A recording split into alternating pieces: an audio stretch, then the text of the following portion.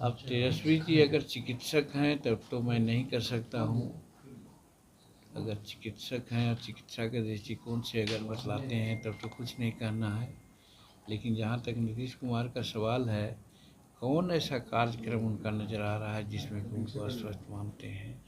वो मंत्रिमंडल की बैठक कर रहे हैं, बाढ़ में देखा कि आप लोग ने उन्होंने विजिट किया, आज हर काम को वो कर रहे हैं। बहुत लोगों का जो जयंती होती है, पुण्यतिथि होती है, वो अवसर पर भी जा रहे हैं, यानी सारा काम नीतीश कुमार कर रहे हैं। तो उनको कैसे लग रहा है कि वो अस्वस्थ हैं? हमको तो लगता है कि तेजस्वी जी ही तो अस्वस्थ न हो गए हैं। झारखंड चुनाव में हम की क्या भूमिका रहेगी सर? अभी हाल में हम चतरा में एक बैठक जाके किया है और वहाँ घोषणा किया है कि वहाँ पर 10 सीट पर हम लड़ने का प्रयास करेंगे।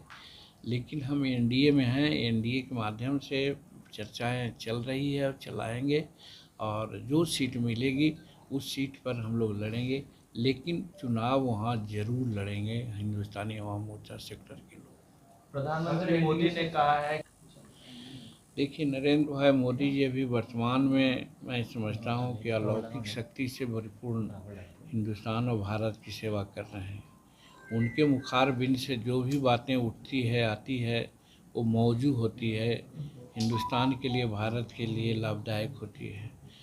आज कह सकते हैं कि कांग्रेस की बात जब वो लोग करते हैं तो जम्मू कश्मीर में जब उन लोग प्रचार कर रहे थे कांग्रेस वाले लोग, तो क्या नारा दे रहे थे? JNK, मतलब कि पाक ऑक्युपाइड जे था, POK था, उसके बारे में उन लोग क्या क्या ना बोल रहे थे। तो वैसी बातें बोलना और फिर विदेश में जा कर के हिंदुस्तान के बारे में कुछ कहना, ये सब कोई राष्ट्रभक्ति नहीं है। वैसे लोग अगर कुछ बोलते हैं तो उनकी बात पर हम लोग भरोसा नहीं करते हैं। और उस चीज़ के लिए अगर नरेंद्र भाई मोदी जी ने कुछ कहा तो उन्होंने ठीक ही कहा है उन लोगों के लिए, कि वो लोग डरा करके राजनीति करना चाहते हैं। लेकिन अभी हरियाणा का चुनाव आपने देखा, कुछ नहीं चला उन लोगों को, और पहले की बनस्पत तीसरी बार वहाँ भाजपा की सरकार बन गई है, बनने जा रही है।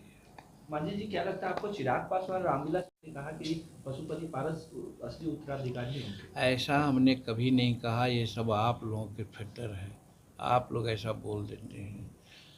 हम गए थे, रामविलास पासवान जी की पुण्यतिथि थी, पारस जी ने हमको बुलाया था, पारस जी बीमार भी थे, हम उनके यहाँ गए।